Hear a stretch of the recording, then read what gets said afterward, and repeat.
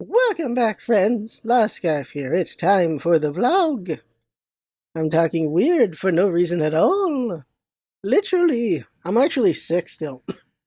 like, I got sick 2 days after the last vlog, which is convenient that I was like, oh, no vlog next week. Because that was convenient because, oh god, I was sick. Oh my god. So I assume flu because I've been sick for like 10 days. Holy crap. But I'm at the point where, you're just every now and then for some reason, you just have to cough. I'm at that point of the sickness. I assume flu because it lasted 2 weeks. Because colds usually they just come and go real freaking quick, but flus no. Let's talk about medicine, shall we? Medicine is random. Because despite the fact we have doctors and everything, we don't trust them, do we? No, instead we go like, well, this is what I think about my body because I know my body and I know what it deals with. Like, the healing process is different for different people. Some people just trust their doctor, some people don't. Some people just never see a doctor. Like for me, like like I think if I was rich, I would see a doctor every freaking time I was sick. I'm like, hey doc, here's what I got. How can we minimize my sick time? Do we use IVs? You got any special drugs? What can we do so that I'm only sick for like a day and not 2 effing weeks? Do I need some blood? Just change my blood with someone else? What do I need here? Let's figure that out. Let's just make me the ultimate immune system. Let's go with that. Like I would dump so much money into doctors. Now here's the thing, I could do that now. I could try to schedule appointments or go to urgent care, emergency care.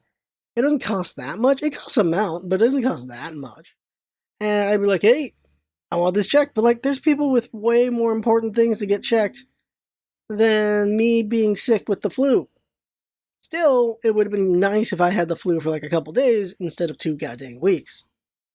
Really would have been, because oh my god, there are points where I was just so miserable. Very miserable. And just remembering how my body works or how things work. I remember I almost died from the flu a couple years back because I was dehydrated. Like I didn't drink any water for like 2 days. And so my head was pulsing, my body was extremely hot, and I was just laying in bed feeling like I'm about to go out. And and then I was like, I haven't had any water, and I started drinking water. And then after a couple bottles of water, I had like 3 bottles of water, I felt better, and then I recovered. I was like, oh, I almost died of dehydration. Oh, I'm a dumbass. Now I'm doing better. I drink about half a gallon a day, so I'm doing better on that. Drinking a lot of water it's weird how if you drink a lot of water, you lose weight. I'm like, how does that work? Because your body doesn't think it needs to hold on to water anymore. Like, oh, okay, that's weird. The body's weird. The human body is weird in that it does things we don't want because we're not doing things it wants. So, or because of survival. So, when it comes to water weight, our body will hold on to as much water weight as possible when we don't drink enough water. Because it's like, oh god, we need to hold on to this water for an emergency. The same thing goes for fat cells. The body's like, all right, in human evolution, we have these periods of starvation, these periods of having a lot of food. So we've evolved to store a lot of fat for those lean periods. But now, well, parts of the world, we have an abundance of food. So our body's storing all this food into fat because it's expecting a lean period to happen at some point, and it just never comes. And so we just get fatter and fatter and fatter and store and store and store. And that's what happens. Well, some bodies just don't have that, where there are some people who have bodies where the body just goes, well, all this came in and all this is coming out because we don't need to store for anything. There are just bodies that just don't do that, and that's very curious because there are people who cannot put on weight. They just can't. Their body just does not use it. Their body just does not make blocks out of the food they consume. It just comes in, does what's necessary, and goes right back out. Those people are rail thin, and it's kind of crazy. Our mind is another one, and this is the reason why you need to keep being intellectually stimulated all the time, is because you literally kind of do become smooth brain over time if you don't help it. your mind, well, your body will just destroy things you aren't using. It's the same thing with muscle atrophy. So your brain's the same thing as muscles. So if you don't exercise a lot, or if you used to exercise a lot and then you stop exercising as much as you used to, your body will atrophy the muscles you used to have. Like if you were a runner, you had really strong running legs, and then you get an office job and you just don't run anymore, those muscles go away because you don't need those muscles anymore. The body thinks it's efficient to just do away with muscles because you don't need them anymore. Because muscles burn way more than fat than non-muscle does. That's why a muscular person uses up more calories than a non-muscular person, because muscles take more energy to keep going. That's why your body atrophies it when you're not using it, because it doesn't want to burn so much energy. The brain's the same thing. If you do not utilize your brain as much as you could, now this is not like use 100% of your brain. I mean, like, if you don't exercise your brain, cells are allowed to die. I feel like I'm wording this poorly. It's just, you do have to work it out. If you don't, it just gives way. That's just the best way to put it. From my time as a neuroscientist, if you stimulate your mind, it helps stave off Alzheimer's and the like longer. That's basically what's found. It's like people who just were just doing interesting things were able to maintain their minds longer, while people who weren't doing anything interesting, who weren't being intellectually stimulated or just interested, if they were just going through the motions, they were reaching Alzheimer's sooner. That's what was found through studies. I'm like, oh, that makes sense. That checks out. It's weird, but it checks out. Now here's an interesting thing: is what part of your body uses the most energy? It of course depends on your job. If you're a laborer, of course your body physically is using the most energy. But what's interesting is you do have chess players who lose a couple pounds every tournament because they're using that much brain matter. Their brain's burning through that much calories, that much energy to think. And that's very fascinating. There are professionals who will just straight up eat just pure glucose to keep their energy going during a match. And that is insane. Like, I'm talking, like, glucose. Like, this is not pure sugar. This is the pure sugar. The flavorless kind. It's just, that's crazy. It's so crazy. Over time, as you age and you get sick, you think of ways to combat illness with your own body. Especially with, like, the cold. Because, like, you get the cold so often over your life. Like, here's what I do to deal with the cold. I remember a girl in college. Her whole thing was garlic helps your immune system. So she would have garlic like all the time. Like and then she got sick because she's like, oh no, I forgot to have garlic for the last couple of days. And then she got her family to give her garlic pills, and she took them like a freaking coke fiend. Oh my god, she's just like, like, oh my god. She just, the second she got them, she just devoured those garlic pills. I'm like, okay, what the hell? We all know our bodies, so we all know what's best for it. Thing is, we don't always, but we think we do. Like, for me,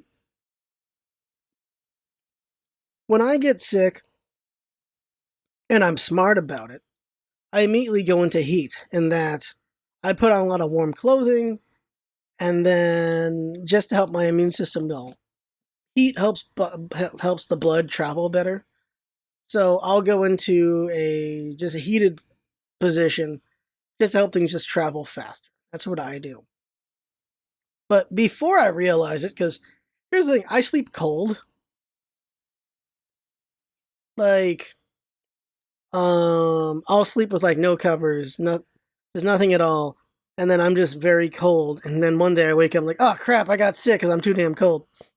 I used to get sick maybe like 4-6 times a year. Now I get sick only twice a year. And it's because I came to the realization of the things I was doing that was opening me up to more illness. And the cold is one way. So I used to sleep with my head to the window. What I do is during the summer I'd sleep with my head to the window, and during the winter I'd sleep with my feet to the window. By the way, doing that somehow messes with your brain. It takes a long time to go back to sleep because you're like, well, I'm used to sleeping this way. Like, I hate that. But I would do that. And what I realized was whenever a cold snap comes through or whatever, I'd get sick because the frost on that window is directly going towards my face. And so my head is getting absolutely frozen. And that would open me up to whatever illnesses are in me or around me. So I would get sick very often. I was like, what the fuck? And I get sick less now because I don't do that anymore. Like, I'm more feet to the window, head on the other side. And now I still get sick, but it's more whenever it's so cold, there's nothing you can do about it. There have been times when my whole family gets sick, but I don't because my immune system was strong enough to deal with it. But there's times when it's just not strong enough, or I'm not treating it smart enough, and then I get sick. That's my first line of defense, is just if I'm smart about it, of course, don't be around sick people, but also staying warm helps my immune system, then I do better. But once it's in, the best answer I've ever found is if you sleep for 2 days straight, you're done. You get rid of the whole thing. But if you don't feel like doing that, you feel like going to work like I did, I went to work every day, you have to just take it where you can. So I was sleeping in as many covers as possible. I also use my car as well. Being out in the sun, it bakes. So then I'll take time to just bake in my car. And I could tell my body was feeling better because it went from, we're just running around a bunch, into like, oh, now we're just in a freaking sauna and the body's just moving everything around. The other thing I learned is the lymphatic system. The lymphatic system is important, of course, because it's what moves the garbage around in your body to get it out. That's one of the things it does. And so here's the thing about the lymphatic system. It does not have a heart to move it around. Lymphatic system moves through your bodily motion. So literally, get up and move is important for illness. Like, at least going for a walk and just moving around. Because what you're doing is when you do that, it is literally you're moving the garbage out of parts of your body. Because that's how your body works. Like, this isn't some holistic bullshit. This is literally how your body works. Your body uses your own locomotion to move waste around. It relies on the fact that humans do not just sit all day, despite the fact we sit all day these days. So when I learned that, I'm like, oh, okay, that sucks. I got a headache, but I gotta move. And so I'll move around, and it does make your body feel better. I don't know, you spend enough time with your body, you figure out how to do things. Like, I figured out how to suppress a cough for 8 hours. Like, I've learned how to do it, where my throat just gets itchier and itchier and itchier, and I just ignore it. And then when I'm away from everyone, I will cough all that out. I've also learned how to hold sneezes where they don't happen, things like that. You just learn random things with your body, you know? What's the point of what I'm talking about? I'm just talking about how weird we are with our bodies and how we know our bodies, but we don't know everything about our bodies, and we should still see a doctor. And yet we refuse to. And I just went on this insane stuff about the things I've done with my body that I understand about my body. Main thing I've learned is, heat really helps. But alright, that's it for the vlog. I've rambled on long enough. I've had fun. Hope you have fun watching. That's what's all about, isn't having fun. Thanks for coming by, and see you next time. Oh, right. Rest in peace, Toriyama. The vlog was originally going to be about that, and then I just went on this. Goodbye to a legend. See ya!